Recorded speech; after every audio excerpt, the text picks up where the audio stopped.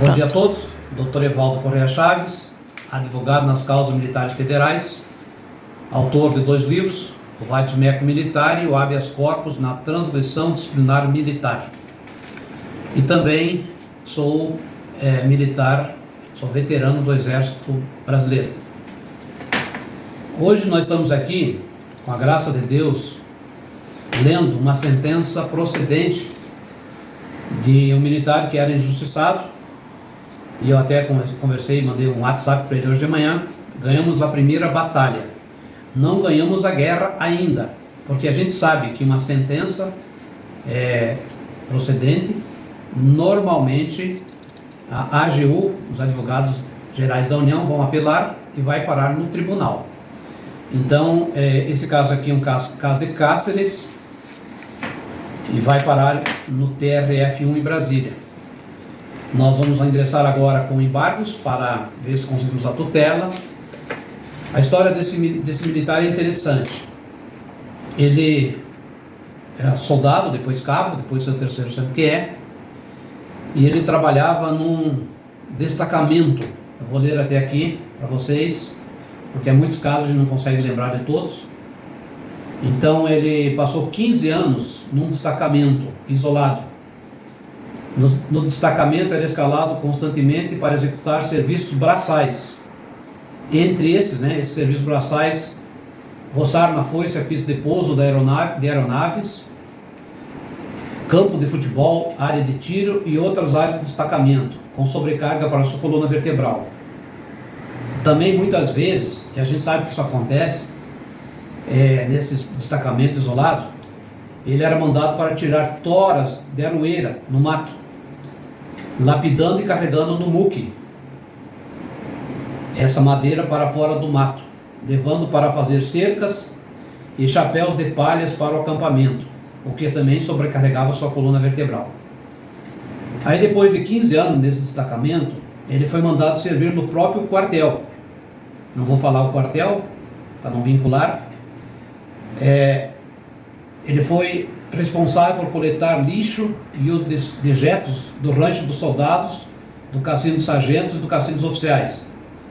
Permaneceu nessa atividade com sobrecarga da sua coluna e esforço físico repetitivo por mais de 10 anos. Então ele narra que ao coletar lixo e dejetos do rancho, tinha que ombrar tonéis com restos de alimentos para erguer na carroceria de uma viatura militar, para depois levar e despejar no lixão da cidade, onde exigia da coluna vertebral e lombar esforço repentino, repetitivo e de muito peso, muitas vezes manuseando tonéis gordurosos. Então, houve que ele teve problema na coluna, lesão da coluna vertebral, vindo a travar, caracterizando-se como acidente de serviço. Então foi dado acidente de serviço, tá? E ele tem um problema de coluna. Então foi provado no processo que ele tem esse problema de coluna. Ele foi julgado inválido, ele está inválido e foi dada a sentença procedente.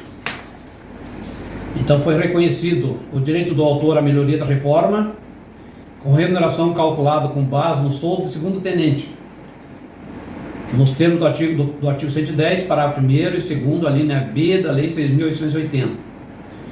Então, esse artigo, ele está em vigor ainda, tá? O Estatuto dos Militares.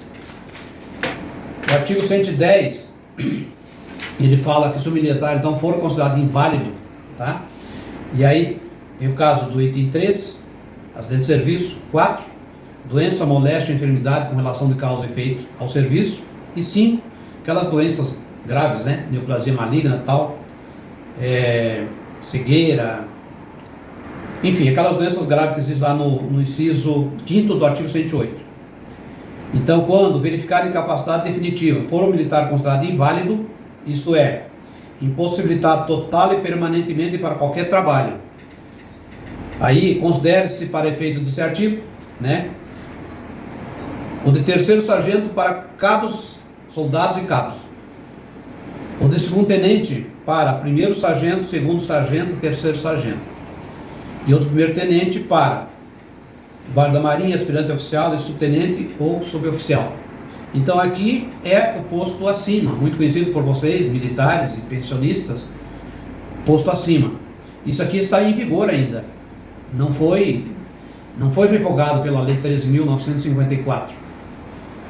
E no caso desse menino aí, desse senhor, ele é acidente de serviço. Então ele estava reformado por acidente de serviço. É diferente do julgamento TCU, que julgou lá que o militar reformado por idade não tem direito ao posto acima.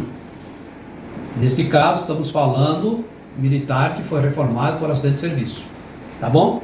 Então, o conselho que eu dou a todos vocês que estão nos assistindo: procure um bom advogado. Se vocês acham que foram injustiçados, procure um bom advogado. Um processo desse, ele leva alguns anos. Esse processo, pelo número aqui, eu já sei, 2021, tá? Nós estamos em 2025. Para dar a sentença foi 4 para 5 anos. Então tem que fazer vários atos durante a instrução processual, sobretudo pedir uma perícia médica judicial. Então, a própria juíza reconheceu.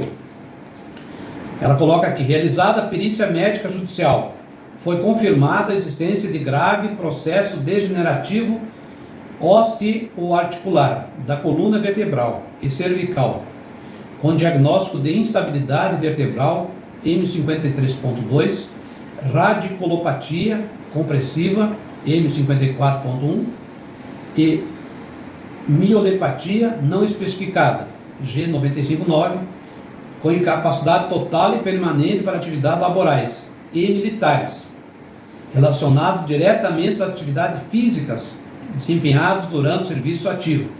Aí ela bota o ID aqui, que é onde foi feito a prova. Então, é uma perícia médica judicial.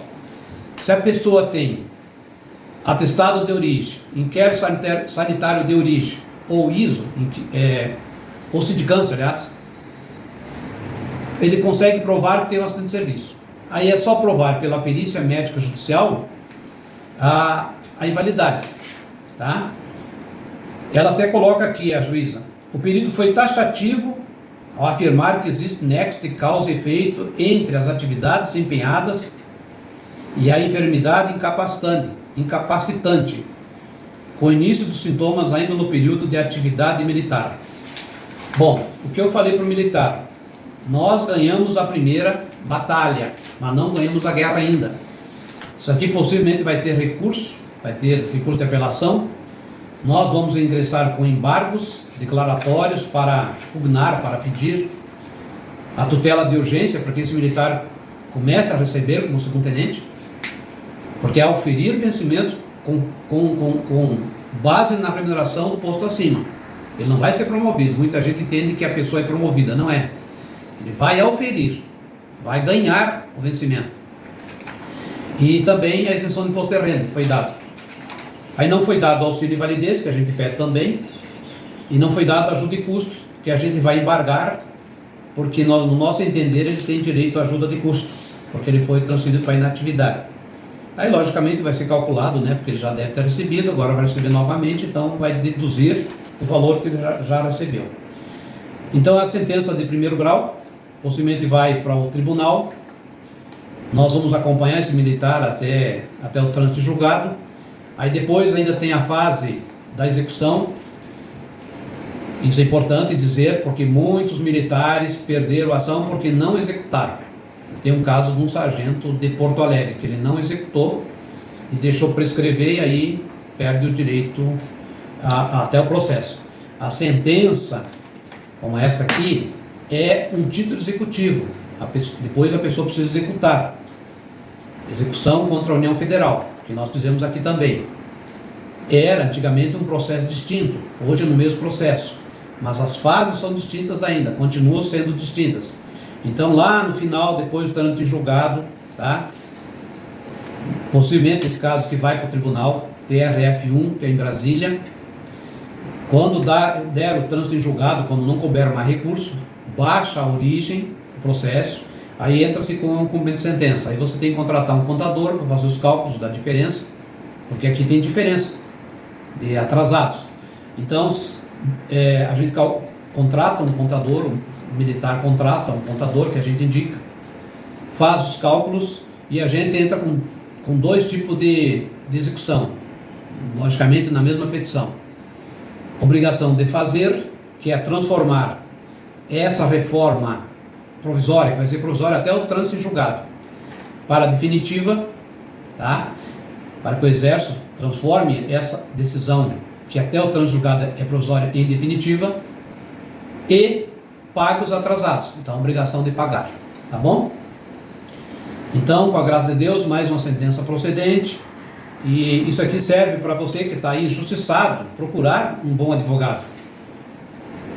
Procure um bom advogado que conheça a área militar, tá? Porque esses dizeres daqui que a gente coloca é porque a gente conhece. Então, a pessoa, o advogado também é bom conhecer o palavreado dos militares. E então procure um bom advogado e ingresse com a ação, tá? Esse caso aqui foi uma ação que eu estou olhando aqui, que a gente colocou aqui, ação ordinária de melhoria da reforma militar, mas também com pedido de tutela, mas também você pode ingressar com ação por agravamento. Aí tem que tentar vencer a prescrição, tá bom? É isso que a gente tinha para hoje. Agradeço você que me ouviu até agora e nos siga nas redes sociais, dá um positivo lá, para que isso suba, mais militares injustiçados consigam ouvir e procurar um bom advogado. Fiquem com Deus, um bom dia para todos.